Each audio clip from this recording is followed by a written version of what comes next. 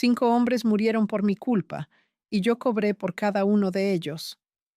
No me arrepiento. Bueno, esa es la mentira que me repito cada noche cuando cierro los ojos y veo sus caras. La verdad es que me arrepiento de haber nacido bonita, porque la belleza en este negocio no es un regalo, es una maldición con precio de lista. Me llamo Valentina Cruz, aunque ese no es mi nombre real, y durante 3 años fui la novia simultánea de 5 capos del narco en México. Todos creían que era solo suya, todos murieron creyéndolo, y yo sigo viva porque aprendí que en este mundo no sobrevive el más fuerte ni el más inteligente, sobrevive el que sabe mentir mirando a los ojos mientras te besa. Tengo 26 años y he vivido más infiernos que la mayoría en toda su vida. Esta es mi confesión. Y si después de escucharla todavía crees que el narco es glamoroso, entonces no entendiste nada. Nací en un pueblo de Sinaloa donde el único futuro para las mujeres era casarse con un campesino o irse a la ciudad a limpiar casas. Mi papá trabajaba en un taller mecánico ganando una miseria y mi mamá vendía tamales en la esquina de la primaria. Éramos pobres, pero no miserables. Teníamos para comer, aunque fuera frijoles con tortillas 5 días a la semana. Lo que no teníamos era esperanza. Esa sensación de que las cosas podían mejorar simplemente no existía en mi casa. Mi mamá siempre decía que Dios nos había puesto en ese lugar por algo y que había que conformarse. Yo la odiaba por eso. No a ella, sino a su conformismo. Desde niña supe que yo no iba a terminar como ella, con las manos quemadas de tanto hacer tortillas y la espalda rota de cargar garrafones de agua. Siempre fui bonita. No es vanidad, es un hecho que marcó mi vida como una cicatriz. A los 12 años, los albañiles ya me gritaban cosas cuando pasaba camino a la escuela. В 14 лет мой преподаватель физкультуры проявлял ко мне чрезмерный интерес в спортзале. В 15 я покинула школу, потому что юноша, сын владельца магазина, где моя мама покупала продукты в кредит, постоянно следовал за мной и говорил, что угрожает усложнить ее жизнь, если я не стану с ним общаться. Мой папа даже не стал меня поддерживать. Он предложил мне изменить стиль одежды, как будто повседневная одежда была причиной его беспокойства. В этот момент я усвоила важный урок. Мое тело воспринималось не как моя личная собственность, а как нечто, что другие считали своим правом обсуждать и контролировать. Решив, что если оно уже стало предметом внимания, я хочу сама установить его значение. В 16 лет я уехала в другой город с 300 песос, которые взяла у мамы из той банки, где она хранила деньги на экстренные случаи. Я не оставила записку. Я не сказала ни «прощай», ни «до свидания». Я просто села в первый утренний автобус с рюкзаком от школы и надеждой, что в новом городе все будет иначе. И оно действительно было иным. Но не так, как я надеялась. Los primeros 2 meses dormí en la terminal de autobuses, en baños públicos, en cualquier lugar donde no me corrieran. Comía lo que la gente dejaba en los puestos de tacos. Robaba champús de los OC para bañarme en los baños de los centros comerciales. Una noche, mientras intentaba dormir en una banca del parque, un tipo se me acercó. Era viejo, olía a cigarro y a colonia cara. Me ofreció 200 pesos por un oral. Le dije que no. Me ofreció 500. Le volví a decir que no. Me ofreció 1001 lugar donde dormir. Acepté el lugar donde dormir. Rechacé los 1000 pesos. Todavía tenía algo de dignidad, o eso creía. Resulta que el tipo era dueño de varios table dance en la zona dorada de Culiacán. No me pidió sexo esa noche. Me dio un cuarto en un hotel de paso que él rentaba por mes. Me compró ropa. Me llevó a cenar. Me dijo que yo era muy bonita para estar en la calle y que él podía ayudarme. La trampa más vieja del mundo y yo caí como idiota. A la semana ya estaba bailando en uno de sus antros. No era prostitución, me repetía. Solo era bailar. Solo era dejar que me tocaran por encima de la ropa. Solo era sonreírle a tipos que podían ser mi abuelo mientras me metían billetes en la tanga. Solo era vender mi dignidad en partes, como quien vende un coche por piezas. El primer mes gané 20,000 pesos, más de lo que mi papá ganaba en 6 meses. Le mandé 5,000 a mi mamá sin remitente. No sé si los recibió. Nunca volví a saber de ella. El table dance era el infierno, pero era un infierno con paga. Las otras chicas eran como yo. Todas habían llegado ahí huyendo de algo peor. Había muchachas de Oaxaca que enviaban dinero para que sus hermanitos estudiaran. Había venezolanas que habían cruzado medio continente buscando una vida mejor y terminaron encueradas frente a borrachos.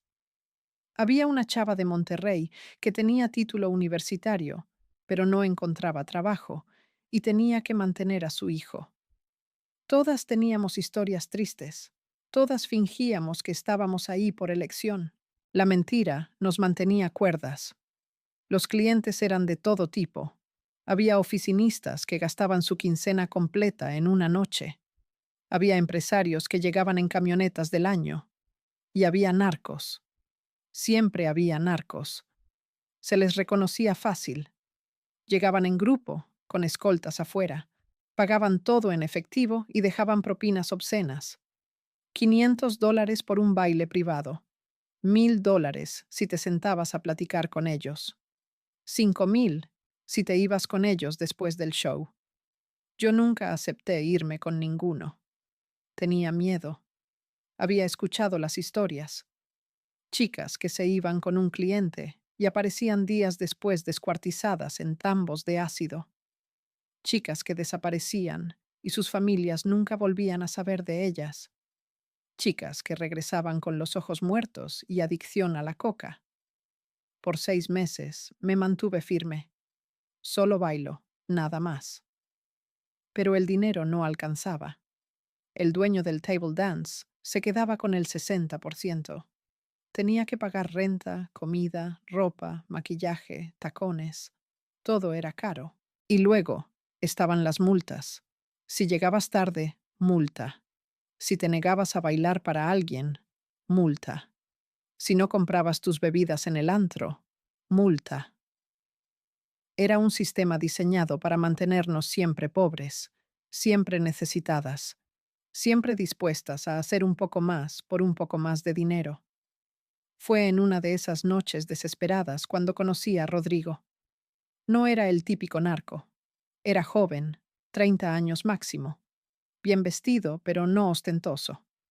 Llegó solo, sin guardaespaldas visibles, y se sentó en una mesa del fondo.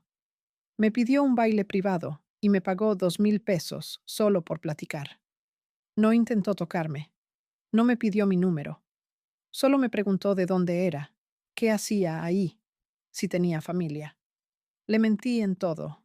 Le dije que era de Guadalajara, que estudiaba derecho de día y bailaba de noche para pagar la universidad, que mi familia me apoyaba. Él sonrió como si supiera que todo era mentira, pero le divirtiera el esfuerzo. Al final de la noche me dejó 5,000 pesos de propina y una tarjeta con su número. Me dijo que si alguna vez necesitaba algo, lo llamara. No trabajo aquí, me dijo. Soy dueño de varias inversiones en la ciudad. Esa fue mi primera señal de que era narco. Solo ellos llamaban inversiones al dinero lavado. No lo llamé. Guardé la tarjeta en mi cartera como un amuleto de la buena suerte y seguí con mi rutina. Pero Rodrigo volvió. Una vez por semana durante 2 meses. Siempre lo mismo. Baile privado, plática, propina generosa. Nunca me tocaba de más. Nunca era vulgar. Era diferente. Y yo empecé a esperarlo. Empecé a arreglarme más los días que sabía que podía llegar. Empecé a preguntarme qué habría pasado si hubiera nacido en otro lugar, si hubiera conocido a alguien como él en otras circunstancias. Estaba cayendo en la trampa y ni siquiera lo sabía.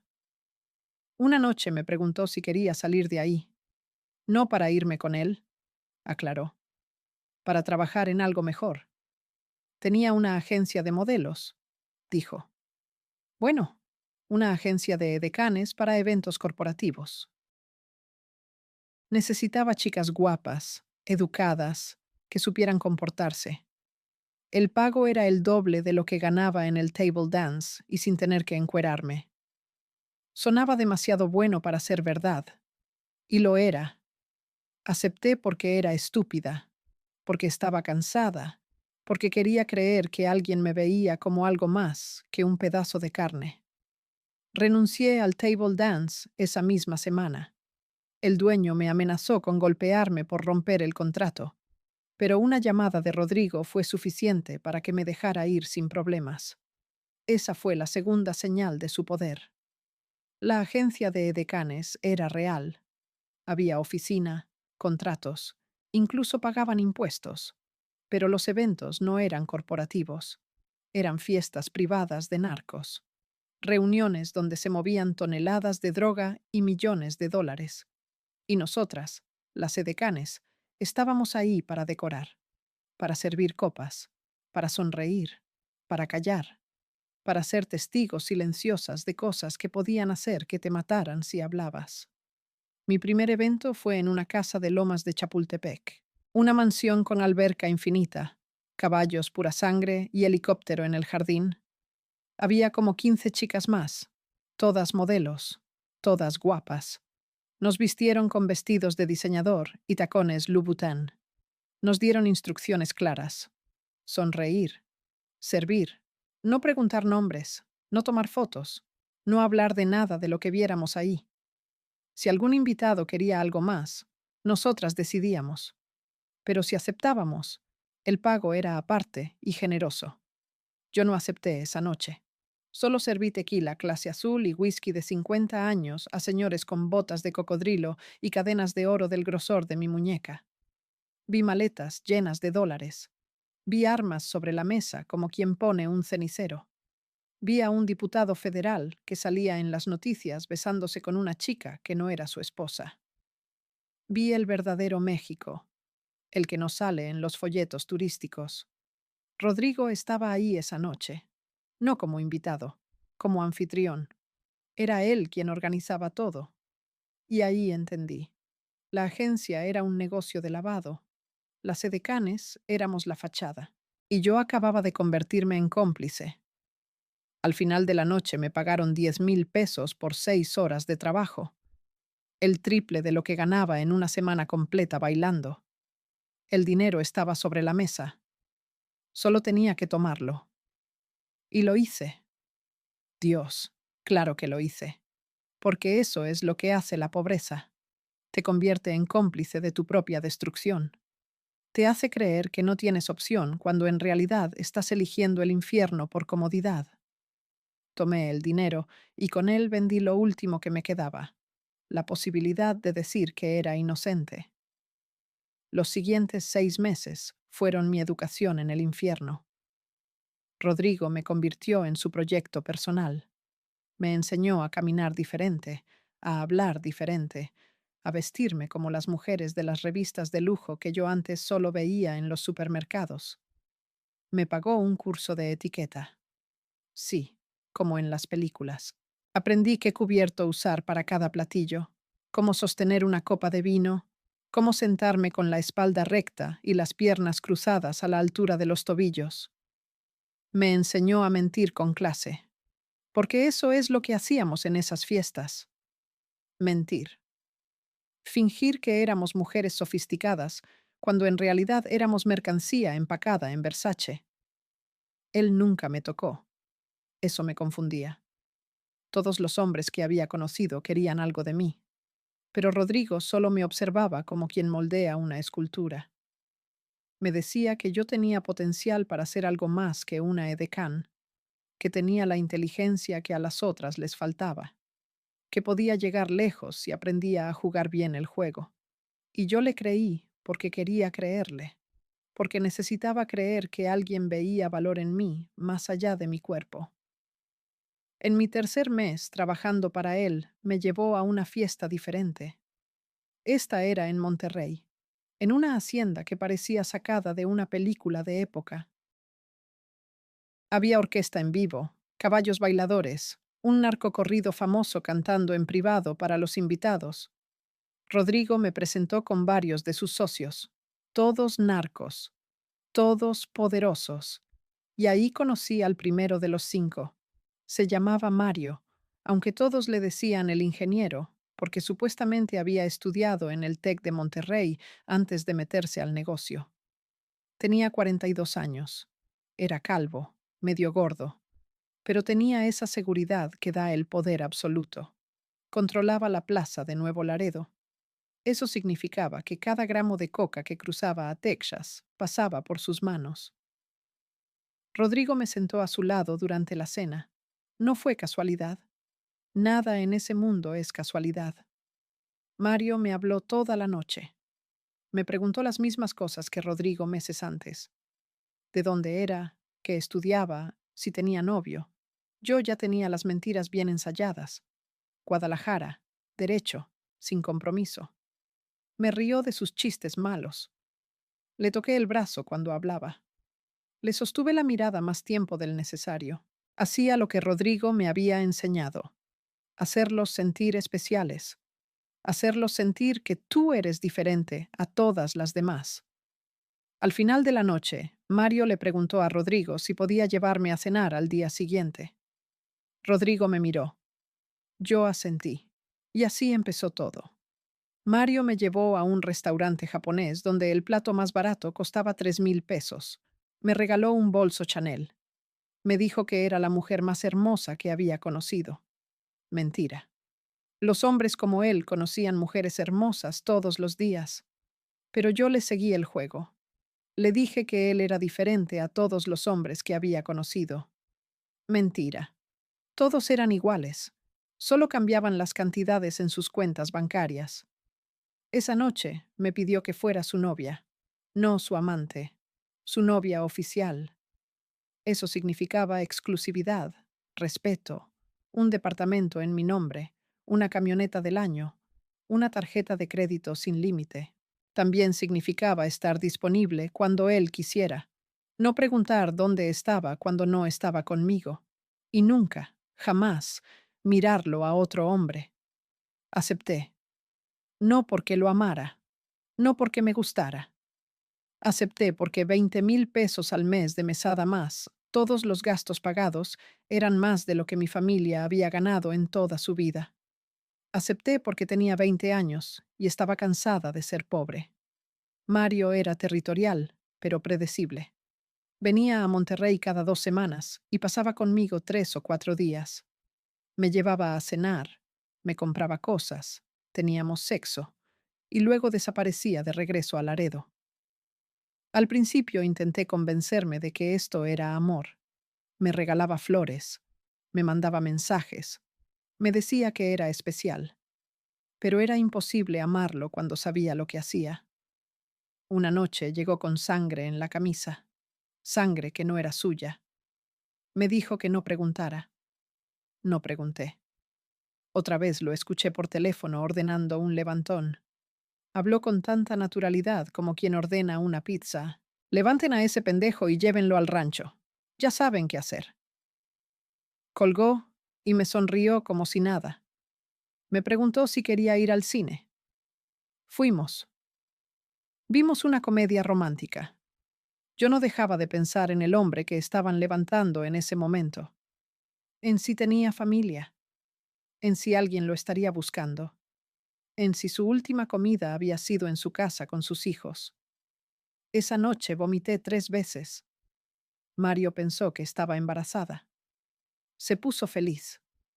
Yo me tomé la pastilla del día siguiente a escondidas y le dije que había sido un error de la prueba. Rodrigo seguía siendo mi jefe. Yo seguía trabajando en eventos. Mario lo sabía y no le importaba. En su cabeza yo era su mujer, pero mi trabajo era decorativo. No entendía que en cada evento yo conocía a más gente como él. Hombres con poder, hombres con dinero, hombres que me miraban como Mario me había mirado la primera vez. Y Rodrigo lo sabía, lo estaba planeando. Un día me llevó aparte después de un evento en Guadalajara. Me dijo que Mario era solo el principio, que yo tenía un don, que los hombres poderosos se enamoraban de mí fácilmente, que eso valía oro en este negocio. Me ofreció un trato. Si yo lograba tener relaciones con otros capos, él me pagaría un porcentaje de cada negocio que se cerrara gracias a esa conexión. Yo sería su puente, su llave de acceso, su arma secreta. Me estaba pidiendo que fuera una espía, una infiltrada, una puta de lujo con información privilegiada. Me ofreció 100,000 pesos por cada contacto que estableciera, 200,000 si lograba información útil, 500,000 si esa información resultaba en un negocio millonario. Debía haberme negado. Debía haber tomado lo que tenía con Mario y conformarme. Pero 100,000 pesos eran 100,000 pesos. Y yo seguía siendo esa niña pobre de Sinaloa que robó 300 pesos de la lata de su mamá. La pobreza te marca para siempre. Te hace creer que nunca es suficiente, que siempre estás a un error de volver a dormir en las calles.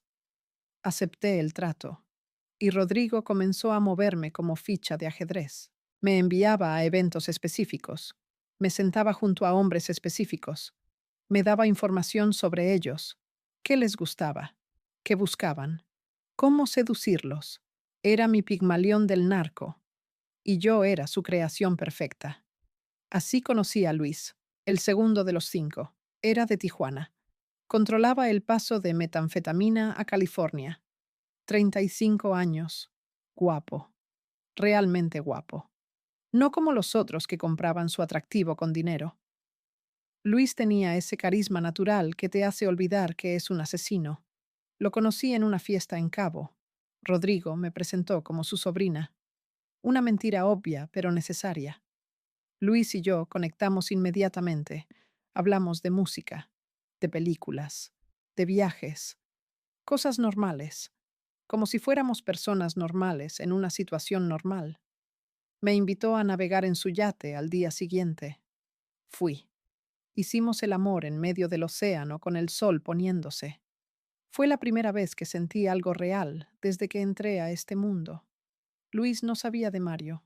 Mario no sabía de Luis. Y yo vivía dos vidas paralelas. En Monterrey era la novia del ingeniero, la mujer respetada, la que llegaba a los restaurantes, y los meseros se apresuraban a atenderla porque sabían de quién era. En Tijuana era la novia del príncipe, como le decían a Luis, la mujer libre, la que iba a la playa y a los antros y viajaba a San Diego de compras. Tenía 2 teléfonos, 2 departamentos, 2 identidades. Y por 6 meses lo mantuve así. Era agotador. Tenía que recordar qué le había contado a cada uno, qué mentiras había dicho, qué historia había inventado. Llevaba una libreta donde anotaba todo, como una actriz memorizando 2 guiones diferentes. Rodrigo estaba fascinado. Me decía que era una artista, que estaba haciendo historia, que ninguna mujer había logrado lo que yo estaba logrando. Me pagó los primeros 200,000 pesos, cuando Luis le contó sobre una carga que pensaba mover, y Rodrigo usó esa información para ofrecer sus servicios de logística. Yo era la razón por la que 2 cárteles que antes eran rivales ahora hacían negocios juntos. Y ni siquiera lo sabían. El problema con las mentiras es que tienen fecha de caducidad, y la mía estaba por vencer. Mario quiso que fuera con él a Laredo, una semana completa, una especie de luna de miel, dijo. Pero esa misma semana, Luis tenía una fiesta importante en Tijuana y quería que yo fuera su acompañante oficial. Por primera vez los tiempos se cruzaban. No podía estar en 2 lugares al mismo tiempo. Le dije a Mario que mi mamá estaba enferma y tenía que ir a Guadalajara. Le dije a Luis que tenía un evento de trabajo en Ciudad de México y no podía cancelar. Ambos se enojaron. Ambos dudaron. Pero al final aceptaron. Fui a Tijuana con Luis. Fue un error. Porque en esa fiesta conocí a Javier, el tercero de los 5. Y todo se complicó al triple. Javier era de Culiacán, mi tierra. Controlaba la producción de heroína en la sierra. 50 años. Casado. 6 hijos. Y completamente obsesionado conmigo desde el primer momento. No fue sutil. Le preguntó a Luis frente a todos quién era yo. Luis dijo que era su novia. Javier se rió. Dijo que una mujer como yo no podía ser de nadie, que las flores más bonitas estaban hechas para que todos las admiraran. Luis se puso tenso. Yo también. La fiesta siguió, pero el ambiente cambió. Javier no dejó de mirarme en toda la noche. Cuando Luis fue al baño, Javier se acercó. Me dijo que me conocía, que había preguntado por mí, que sabía que yo era de Sinaloa, que conocía a mi familia. Mi sangre se congeló. Me dijo que mi prima trabajaba en una de sus cocinas, que mi tío le debía dinero de hace años, que él había estado ahí el día que yo me fui del pueblo, que me había visto subir al autobús con mi mochila de niña. Todo se derrumbó en ese momento. Mi identidad inventada, mis mentiras cuidadosamente construidas. Todo. Javier sabía quién era realmente, y eso lo hacía peligrosísimo. Me ofreció un trato ahí mismo. Si yo lo visitaba en Culiacán, él no le diría nada a Luis sobre mi pasado, sobre mi familia, sobre el pueblo miserable del que venía. Era chantaje puro. Pero no podía negarme. Si Luis descubría que le había mentido sobre todo, me mataría. Los narcos no perdonan las mentiras. La deslealtad se paga con sangre. Acepté ver a Javier. Una semana después estaba en Culiacán, en una casa de seguridad en las afueras. Javier me recibió con flores, con champán, con promesas. Me dijo que siempre había soñado con una mujer como yo, alguien de su tierra, alguien que entendiera de dónde venía. Me dijo que su esposa ya no significaba nada para él, que sus hijos estaban grandes, que él merecía ser feliz, y yo merecía todo lo que él podía darme. Me besó antes de que pudiera detenerlo, y yo lo dejé, porque no tenía opción, porque el miedo es más fuerte que el asco, porque sobrevivir significa hacer cosas que jamás imaginaste que harías. Javier se volvió el más demandante de los tres. Me llamaba todos los días. Quería verme todas las semanas. Me regalaba cosas más caras que las que Mario o Luis me daban. Joyas, autos. Una vez me regaló un caballo pura sangre. Yo ni siquiera sabía montar, pero lo acepté todo porque rechazar un regalo de un narco es rechazar su poder. Y eso no se hace. Ahora tenía 3 novios, 3 teléfonos, 3 vidas. Y Rodrigo nadando en dinero gracias a los negocios que se cerraban gracias a mis conexiones.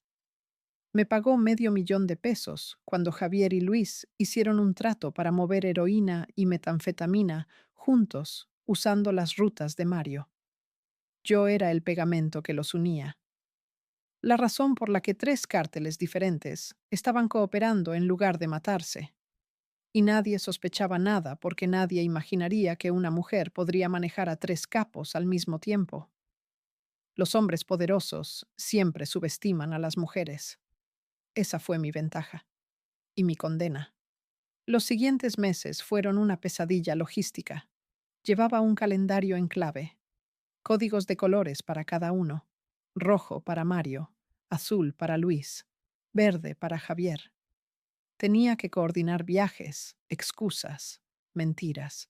Si Mario llamaba mientras estaba con Luis, tenía que salir del cuarto e inventar que estaba en el salón de belleza. Si Javier aparecía sin avisar en Monterrey, tenía que esconderme en casa de Rodrigo y decirle a Mario que había ido de emergencia a ver a mi mamá inventada. Mi vida era una obra de teatro donde yo era la única actriz y cada función podía terminar con mi muerte. Porque si alguno descubría la verdad, no habría explicación posible. Me matarían. No como castigo, como principio, como mensaje. Nadie traiciona a un capo y vive para contarlo. Y yo estaba traicionando a 3 al mismo tiempo. Pero la codicia no tiene límite, y Rodrigo tampoco. Me dijo que había 2 capos más que necesitaba contactar. Uno en Guerrero, otro en Veracruz. Si lograba conectar con ellos, él controlaría información de 5 de los cárteles más grandes del país. Sería el intermediario más poderoso de México, y yo sería la mujer más rica sin serlo oficialmente. Me ofreció 2 millones de pesos por cada uno. 4 millones en total. Dinero suficiente para desaparecer si algún día las cosas salían mal. Dinero suficiente para comprar una nueva identidad y empezar de cero en otro país. Debía haber dicho que no. Debía haber tomado lo que tenía y largarme.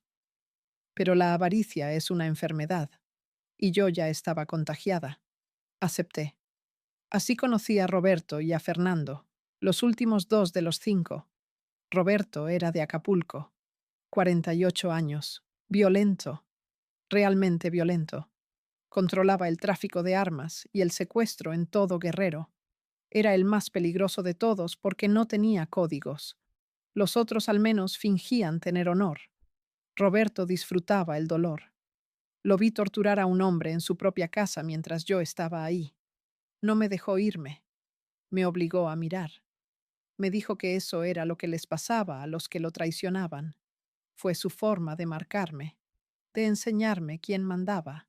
Esa noche no pude dormir, no pude comer, no pude dejar de temblar. Pero seguí con él porque Rodrigo me convenció. 2 millones, me recordó. Solo 2 millones más, y podrás retirarte. Fernando era de Veracruz, 38 años, el más inteligente de todos, exmilitar. Controlaba el puerto y todo lo que entraba y salía de México por ahí. Era frío, calculador. No se enamoró de mí como los otros. Me vio como lo que era, una herramienta. Pero me aceptó como su mujer porque yo tenía conexiones con los otros 4. Y él quería expandir su territorio. Quería alianzas. Y yo era su puerta de entrada. Durante casi un año lo sostuve. 5 novios, 5 capos, 5 territorios diferentes, 5 vidas paralelas. Rodrigo estaba eufórico. Habíamos creado una red de información y negocios que nadie más tenía. Movimos toneladas de droga. Lavamos millones de dólares. Coordinamos rutas. Evitamos guerras. Todo gracias a mí. Yo era la conexión invisible, la variable que nadie consideraba. Y me pagaron por cada operación. Junté casi 10 millones de pesos en 2 años. Dinero que guardaba en cuentas en las Islas Caimán que Rodrigo me ayudó a abrir. Dinero que nadie más sabía que existía. Dinero de sangre. Porque cada peso que gané vino de la miseria de alguien más. De las familias destruidas por la droga. De los migrantes secuestrados. De los niños reclutados. De las mujeres violadas. Yo era cómplice de todo. Y lo peor es que durante mucho tiempo no me importó. Me convencí de que yo solo era una superviviente, que había hecho lo necesario, que ellos eran los monstruos, no yo.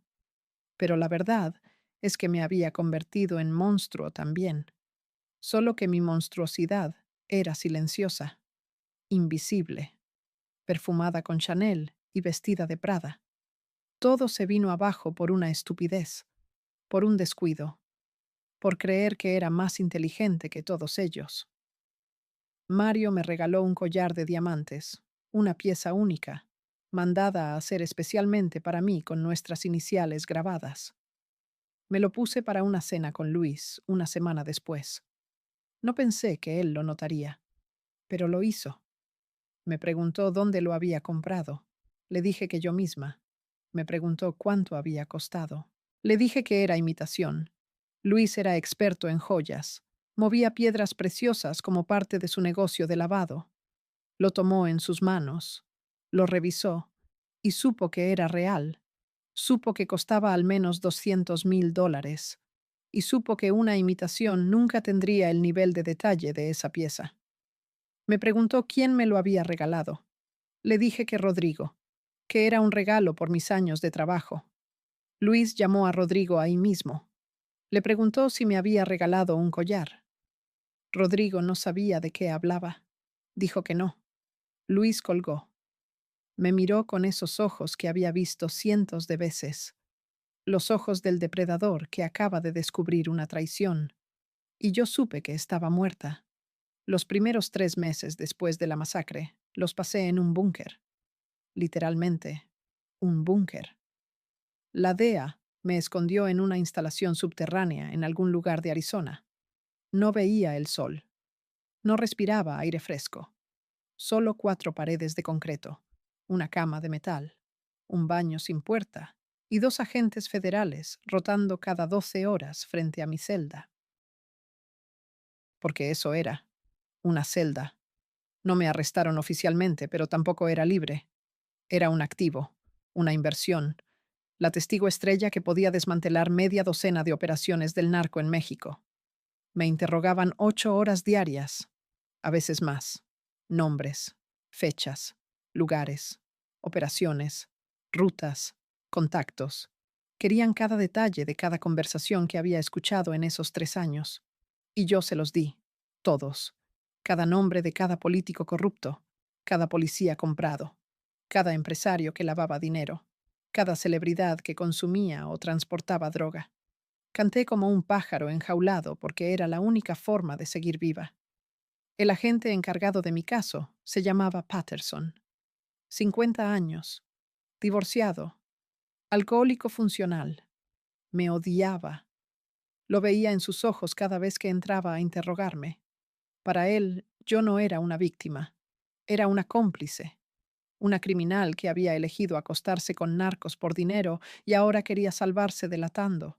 Y tenía razón. Yo no era inocente. No había sido secuestrada. No me habían obligado. Cada decisión había sido mía. Cada peso que cobré lo había aceptado con los ojos abiertos. Patterson me lo recordaba constantemente. Me decía que mujeres como yo eran la razón por la que el narco seguía existiendo, que les dábamos legitimidad, que los humanizábamos, que hacíamos creer a las niñas pobres que acostarse con un criminal era una salida viable. Me odiaba porque yo representaba todo lo que estaba mal con el sistema, y yo no podía rebatirle nada, porque cada palabra que decía era verdad. Pero Patterson también necesitaba que yo cooperara. Así que después de destruirme psicológicamente durante horas, me ofrecía café y me prometía que todo estaría bien, que tendría una nueva vida, que podría empezar de cero, que el gobierno me protegería. Mentiras, o verdades a medias, porque la protección de testigos no es lo que muestran en las películas. No te dan una mansión y dinero ilimitado. Te dan lo mínimo para sobrevivir y la orden de no llamar la atención nunca. Te convierten en un fantasma. Y los fantasmas no viven, solo existen. Firmé los papeles en el mes 4. Renuncié a mi identidad. Valentina Cruz murió oficialmente en un accidente de auto en Jalisco. Hubo funeral, ataúd vacío. Incluso publicaron la nota en los periódicos locales. Mi familia nunca supo que seguía viva. Rodrigo había muerto en la bodega. Mis contactos estaban muertos o presos. No quedaba nadie que pudiera confirmar que Valentina seguía respirando, excepto los carteles. Ellos siempre saben. Me dieron un nombre nuevo. Sarah Mitchell. 28 años, nacida en Ohio. Historial inventado. Número de seguro social falso. Licencia de conducir falsa. Todo falso excepto mi cara. Y ese era el problema. Mi cara era la misma. La cara que había estado en fiestas con docenas de narcos. La cara que había sido fotografiada por sicarios y guardaespaldas. La cara que probablemente estaba en alguna lista de objetivos. Me ofrecieron cirugía plástica, cambio de nariz, pómulos, labios, convertirme en alguien literalmente diferente. Rechacé la oferta, no por valentía, por castigo.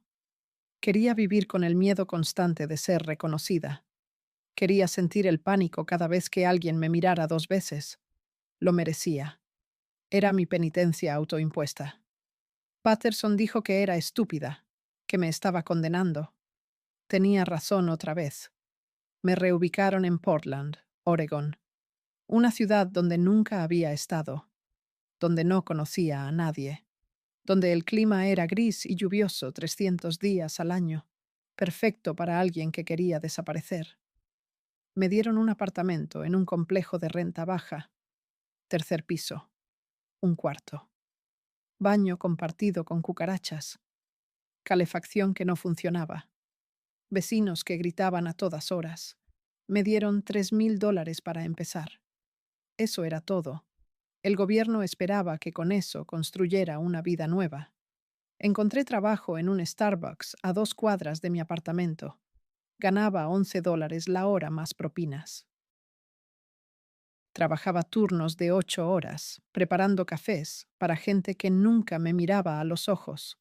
Era invisible, exactamente lo que necesitaba ser. Pero la invisibilidad duele. Después de haber sido el centro de atención, después de haber entrado a restaurantes y que todos voltearan, después de haber usado ropa de diseñador y joyas de millones. Ahora usaba el uniforme verde de Starbucks y zapatos del Walmart. La caída no fue gradual, fue un despeñadero. Las pesadillas comenzaron el primer mes en Portland. Todas las noches, siempre las mismas imágenes. La bodega, la sangre, los cuerpos, Rodrigo cayendo, los gritos, el olor a pólvora y vísceras. Me despertaba gritando. Mis vecinos golpeaban la pared, me gritaban que me callara. Una vez llamaron a la policía. 2 oficiales tocaron mi puerta a las 3 de la mañana. Me preguntaron si estaba bien, si alguien me estaba lastimando. Les dije que solo eran pesadillas. Me miraron con desconfianza. Revisaron mi apartamento, vieron mi licencia falsa, hicieron preguntas. Llamé al número de emergencia que Patterson me había dado. Él habló con ellos. Les dijo que yo estaba bajo protección federal. Los policías se fueron confundidos.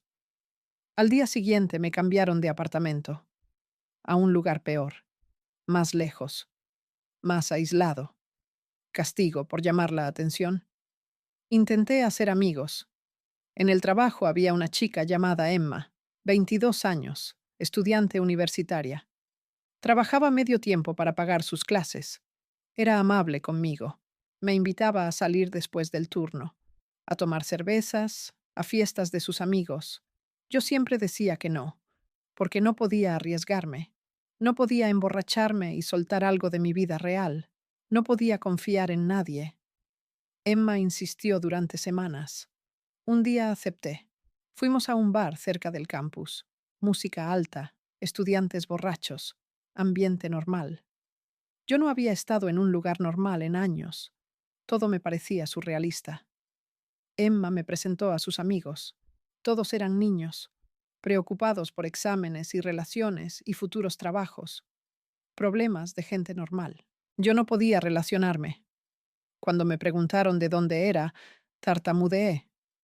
Cuando me preguntaron qué estudiaba, inventé algo vago. Cuando me preguntaron si tenía novio, me quedé paralizada. Emma notó que algo andaba mal. Me llevó afuera. Me preguntó si estaba bien, si tenía problemas, si necesitaba ayuda. Quise contarle todo. Quise llorar en su hombro y confesar que era una testigo protegida, que había sido la novia de 5 narcos, que tenía sangre en mis manos. Pero no pude. Solo le dije que venía de una relación abusiva y que todavía estaba recuperándome. Técnicamente no era mentira. Emma fue dulce. Me abrazó. Me dijo que el tiempo curaría todo. Mentira. El tiempo no cura nada. Solo te enseña a vivir con el dolor. Dejé de salir con ella después de eso. Me alejé. Inventé excusas. Eventualmente dejó de invitarme. En el trabajo volvimos a ser solo compañeras. Corteses pero distantes. Fue mejor así. Menos riesgo. Menos posibilidad de que alguien descubriera algo. Menos chance de que alguien terminara muerto por conocerme. Porque eso es lo que yo hacía. Matar a la gente que se acercaba demasiado. Rodrigo estaba muerto. Los 5 capos estaban muertos. Decenas de sicarios y escoltas estaban muertos. Todos por mi culpa. No directamente. Pero yo había sido el catalizador. La chispa que prendió el incendio. Y no podía permitirme prender otro. Los primeros 6 meses en Portland fueron los más difíciles, no por el trabajo, no por la pobreza, por la soledad, por el silencio, por la falta absoluta de propósito. Antes mi vida había sido caótica, pero llena.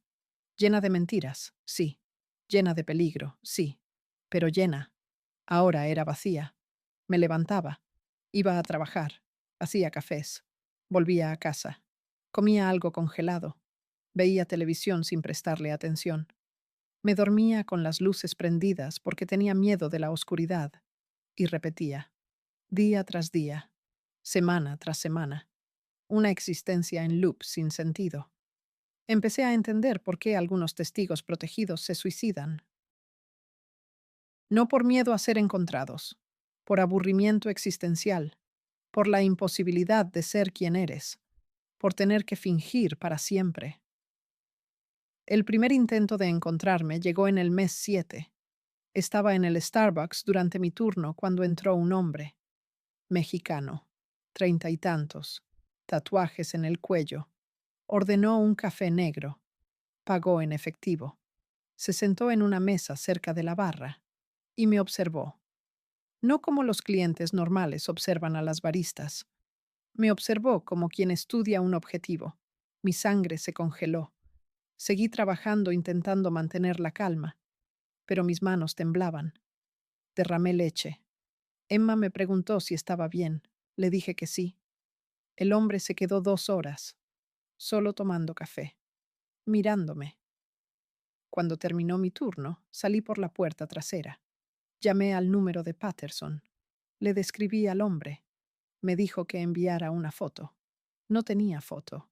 Me dijo que probablemente era paranoia, que muchos mexicanos vivían en Portland, que no todos eran sicarios. Colgué furiosa. Llegué a mi apartamento. Cerré con llave. Puse una silla contra la puerta. No dormí esa noche. Al día siguiente el hombre no regresó. Ni al siguiente. Ni nunca. Tal vez Patterson tenía razón. Tal vez era paranoia. O tal vez el hombre había confirmado mi identidad y estaba reportando mi ubicación. Nunca lo supe. Esa es la tortura de ser testigo protegido. Nunca sabes si estás realmente a salvo o si solo estás esperando el momento en que lleguen por ti.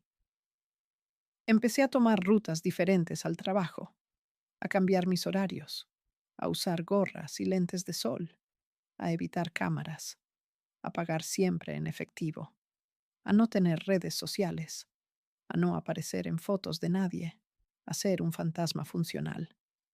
Patterson me llamaba una vez al mes para verificar que siguiera viva. Las conversaciones duraban 3 minutos. ¿Estás bien? Sí. ¿Has visto algo sospechoso? No. ¿Necesitas algo? No. Clic. Esa era toda mi conexión con mi vida anterior. 3 minutos mensuales con un agente federal que me despreciaba. El resto del tiempo estaba sola, completamente sola, sin familia, sin amigos, sin pasado, sin futuro. Solo un presente gris y repetitivo.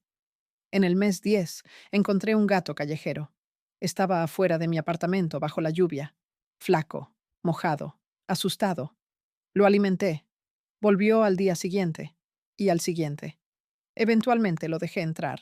Lo bañé. Le compré comida. Le puse nombre, Ceniza, por su color gris. Ceniza se convirtió en mi única compañía, el único ser vivo que sabía dónde vivía, que me esperaba cuando llegaba, que dormía junto a mí, que no me juzgaba, que no necesitaba explicaciones. Empecé a hablarle, a contarle cosas, sobre mi vida anterior, sobre los 5 hombres, sobre la sangre, sobre la culpa. Ceniza solo ronroneaba y me miraba con esos ojos amarillos indiferentes.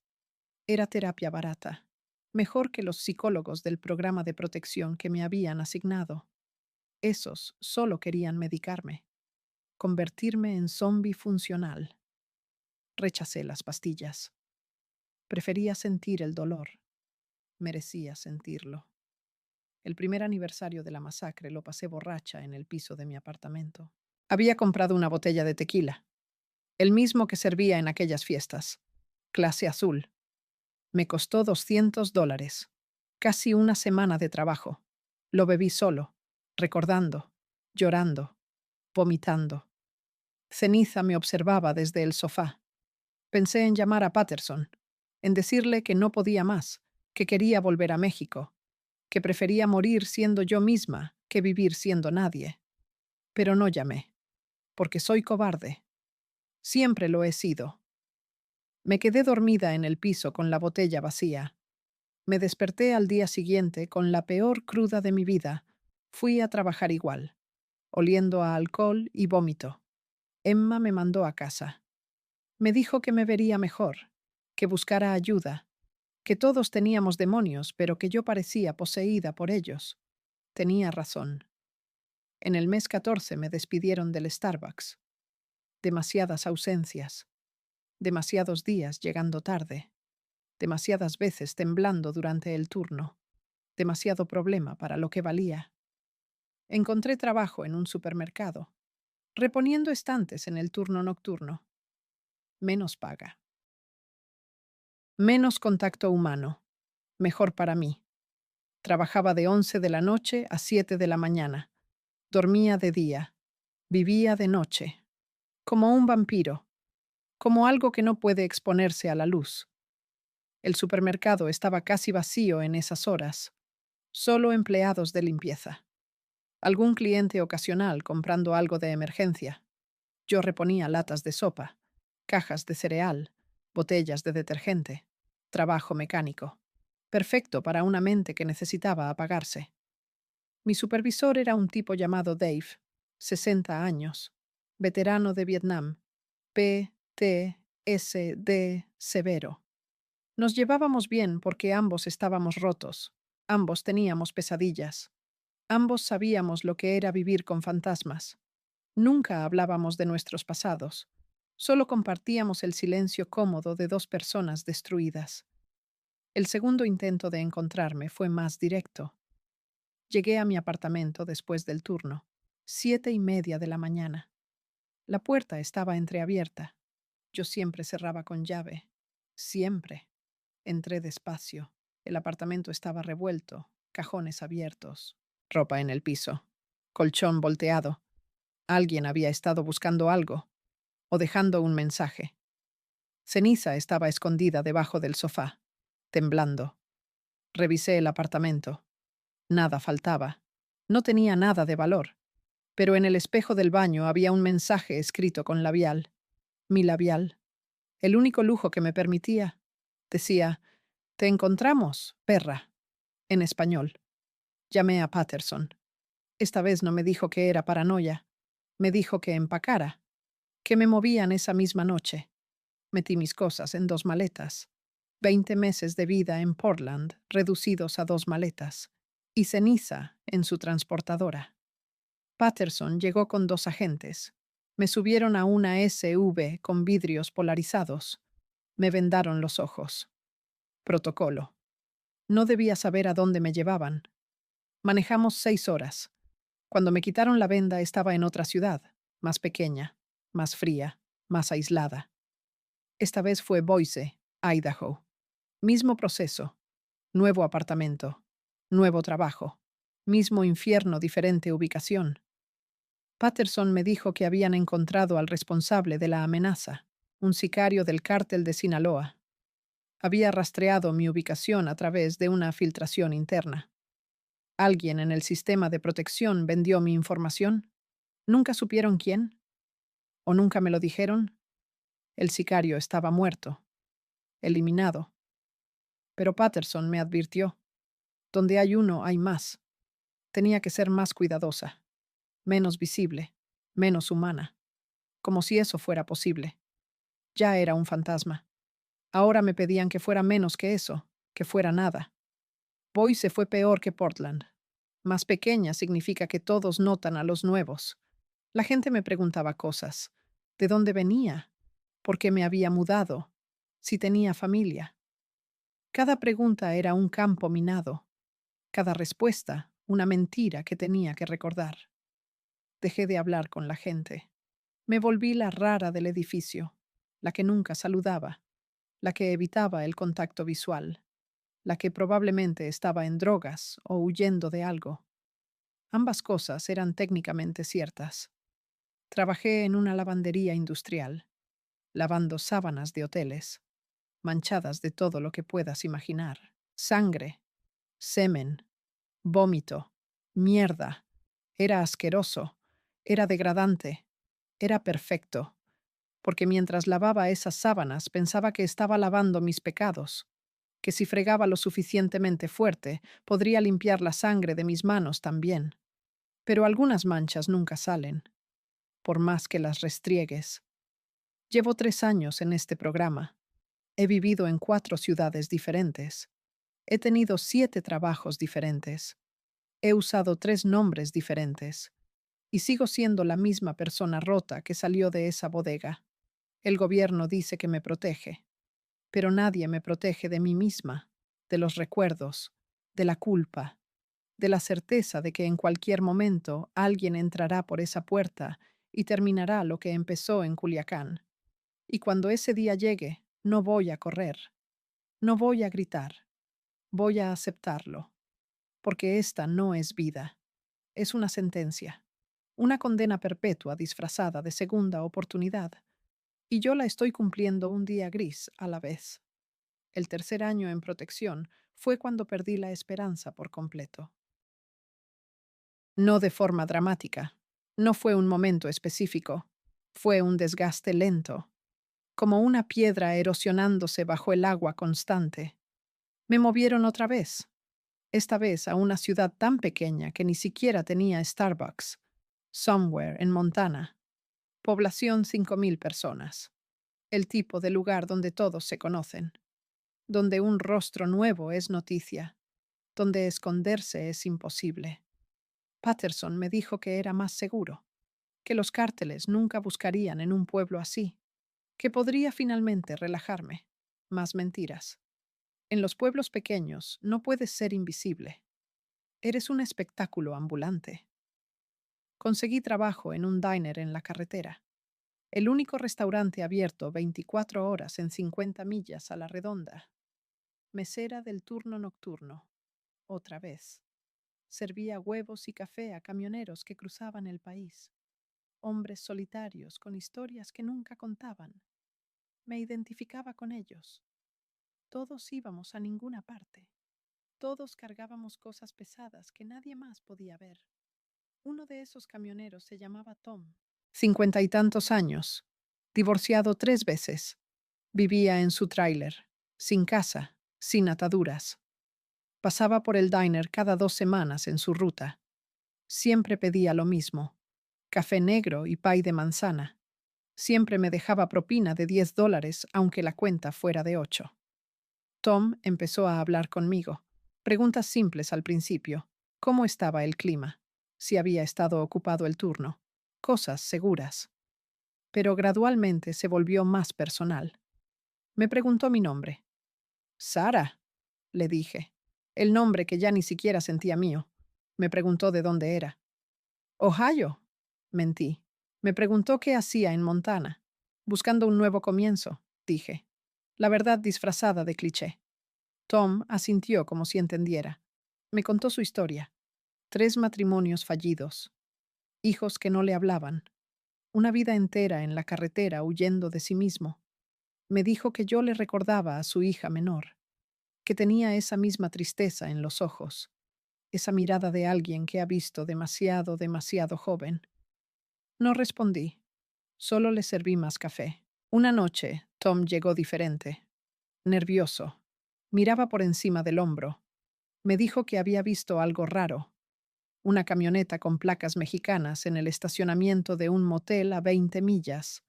Hombres vestidos demasiado bien para estar en medio de Montana. Hablando español, mostrando fotos en sus teléfonos. Tom había alcanzado a ver una de las fotos. Era una mujer, morena, bonita. No pudo ver bien, pero algo le hizo pensar en mí. Me lo decía como advertencia, como preocupación de padre sustituto. Yo sentí que el piso se abría bajo mis pies. Le dije que seguramente era coincidencia, que muchas mujeres morenas existen, que no se preocupara. Pero cuando se fue, llamé a Patterson a las 3 de la mañana. Me mandó directamente al buzón. Dejé mensaje. Urgente. Posible amenaza. Llámame. No llamó. Terminé mi turno en pánico. Cada auto que pasaba por la carretera me parecía sospechoso. Cada cliente que entraba podía ser un sicario. Llegué a mi apartamento cuando amanecía. Empaqué otra vez. Esta vez solo lo esencial. Ropa, documentos, ceniza, el dinero que había ahorrado, $1,200 en 3 años. Eso era todo. Esperé la llamada de Patterson todo el día. No llegó. Lo llamé 10 veces. Nada. Llamé al número de emergencia del programa. Me dijeron que Patterson estaba en una operación, que me comunicarían con otro agente. Esperé. Nadie llamó. A las 6 de la tarde entendí que estaba sola. El gobierno me había abandonado, o nunca les importé realmente. Era un número de archivo, un activo usado. Ya no servía. Ya había testificado. Ya habían cerrado los casos. Ya no era necesaria. Era descartable. Esa noche no fui a trabajar. Me quedé en el apartamento con las luces apagadas, con un cuchillo de cocina en la mano, esperando. Ceniza sentía mi miedo. Se pegaba a mí. Temblaba. Los gatos saben cuando algo está mal. A las 2 de la mañana escuché pasos en el pasillo. Lentos. Deliberados. Se detuvieron frente a mi puerta. Alguien probó la manija. Cerrada. Silencio. Luego golpes. 3 golpes. Pausa. 3 golpes más. El patrón que usan los sicarios para identificarse entre ellos. Lo había visto en las fiestas. Mi corazón dejó de latir. Este era el final. Después de 3 años me habían encontrado. Los pasos se alejaron. Bajaron las escaleras. Escuché un motor arrancar. Una camioneta alejándose. Esperé hasta que amaneció para moverme. Salí con ceniza y mis 2 maletas. Tomé un bus al pueblo más cercano. De ahí otro bus. Y otro. Sin rumbo. Solo alejándome. Patterson finalmente llamó 3 días después. Me preguntó dónde estaba. Le dije que me había movido, que me habían encontrado, que él no respondió mis llamadas. Se puso a la defensiva. Dijo que había sido un malentendido, que checaron la camioneta que Tom vio, que eran solo trabajadores agrícolas, que no había amenaza. Le dije que ya no confiaba en el programa, que ya no confiaba en él. Me dijo que si salía del programa por mi cuenta, perdería toda protección, que sería responsable de mi propia muerte. Le dije que ya lo era, que siempre lo había sido, que 3 años viviendo como fantasma no era vida, que prefería morir siendo yo misma. Colgué, apagué el teléfono, saqué la tarjeta SIM, la tiré, rompí el teléfono. Me volví verdaderamente invisible. Los siguientes 6 meses viví en autobuses, literalmente. Compraba boletos de Greyhound a ciudades random, viajaba, dormía en las estaciones, comía en McDonald's, me bañaba en baños públicos. Ceniza venía conmigo en su transportadora. La gente me miraba raro. Una mujer joven viviendo en la calle con un gato, obviamente drogadicta o mentalmente enferma. Nadie preguntaba, nadie ayudaba. Era perfectamente invisible. El dinero se acabó. Empecé a pedir monedas. Yo, la que había usado Louboutins, la que había dormido en sábanas de seda, la que había bebido champán de $1,000. Ahora pedía limosna para comprar una hamburguesa del menú del dólar. La caída estaba completa. Una noche, en una estación de buses en Albuquerque, un hombre se sentó junto a mí, hispano, 40 años, bien vestido. Me ofreció dinero, $50, a cambio de nada, solo porque parecía necesitarlo. Le dije que no, desconfiaba. Nadie da dinero sin querer algo. Insistió. Dijo que su hija había vivido en la calle, que había muerto de sobredosis, que cuando me vio pensó en ella, que quería ayudar. Tomé el dinero, no por necesidad, por curiosidad, para ver si todavía existía bondad en el mundo. o si todo era transaccional. El hombre se fue. No pidió nada, no quiso nada, solo ayudó. Lloré esa noche, primero en 3 años. Lloré porque alguien había sido amable sin razón, y porque yo no merecía esa amabilidad, porque había destruido vidas, porque tenía sangre en las manos, y porque $50 de un extraño me habían recordado que alguna vez fui humana. Con esos $50 renté un cuarto en un motel barato. Me bañé con agua caliente por primera vez en semanas. Dormí en una cama. Ceniza durmió a mi lado, ronroneando, feliz. Al día siguiente busqué trabajo. Encontré uno en un car wash, secando autos, $8 la hora, propinas si tenía suerte. Renté un cuarto en una casa compartida, $100 la semana, sin preguntas, sin contrato. Perfecto para alguien que no existe. Y así empecé otra vez, por quinta vez, en mi quinta ciudad, con mi quinta identidad. Ya ni siquiera usaba el nombre que el gobierno me había dado. Ahora era Andrea, Andrea Flores, nombre genérico, imposible de rastrear. Me dejé crecer el pelo, me lo teñí de negro. Subí 15 kilos comiendo pura comida chatarra. Me hice un tatuaje en el brazo, una calavera con rosas. Permanente, irreversible, cambiando mi cuerpo para no ser reconocida, convirtiéndome en alguien que Valentina nunca hubiera sido. Llevo 6 meses en Albuquerque. Trabajo, como, duermo, existo. Ya no hay pesadillas. O tal vez me acostumbré. Ya no salto cuando alguien habla español cerca de mí. Ya no reviso debajo del auto antes de subirme. Ya no duermo con cuchillos. Me rendí. Si vienen por mí, que vengan. Estoy cansada de correr. Estoy cansada de tener miedo. Estoy cansada de vivir a medias. Esta confesión que estás escuchando la grabo porque necesito que alguien sepa, que alguien entienda, que si desaparezco mañana, al menos mi historia existió. No busco perdón. No lo merezco. No busco compasión. No la quiero. Solo busco que se sepa la verdad. Que las niñas bonitas de pueblos pobres sepan que el camino fácil nunca es fácil. Que el dinero del narco está manchado de sangre. Que no puedes lavar esa sangre ni con todos los dólares del mundo.